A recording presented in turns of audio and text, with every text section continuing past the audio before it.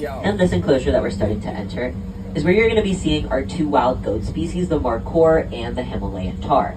Our Himalayan tar, there's one right here as we're starting to enter. It's the like fluffy looking one that has the very short horns that just go straight back. They don't curl upwards, they just go straight back. They're a darker color. There's our second one sitting on the rocks right here, another Himalayan tar. We have only 3 Himalayan tar and they're all female, so that's a majority of them. It's rare that we'll see the third, so those are 2 of them. The rest of these guys are mostly going to be our Markhor. We have adult females, adult males, as well as baby Markhor in this area that you'll be seeing.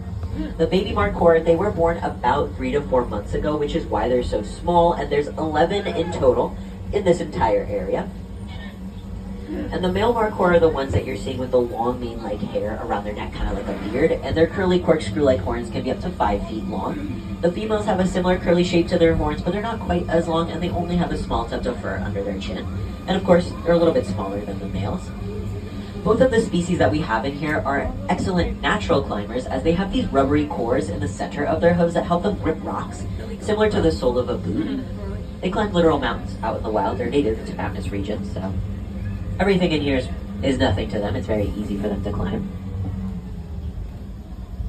But if you pay close attention to the front of the train here on the right, in this tree, you're going to see our male red panda Linus. He's all curled up into a ball right here. He's currently taking a nap.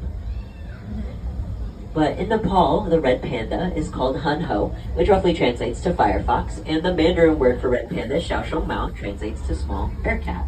Today we know that red pandas are more closely related to skunks, raccoons, and weasels, more so than bears like the giant panda, but they both do enjoy snacking on bamboo.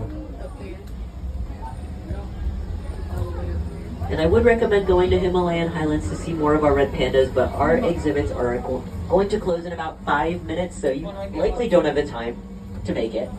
So maybe during another trip, if you didn't go to the Himalayan Highlands today, you could go over there and see more of the red pandas, but likely not today. Again, the exhibits are closing in 5 minutes. But the red panda there, that was the last animal that we were going to see during this tour, so once we finish turning here, we're going to start to slow down, as it's almost the end. But you guys have heard from me and some of our animal experts here and in the field, and we hope that you guys have been inspired by all you have heard and seen today. If you remember from the beginning of the tour, the Bronx Zoo is part of the Wildlife Conservation Society, or WCS.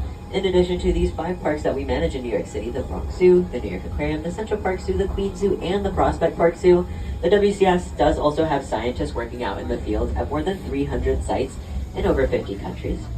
So we do work tirelessly to find solutions and ensure the survival of endangered wildlife worldwide, and you guys all do your part and help us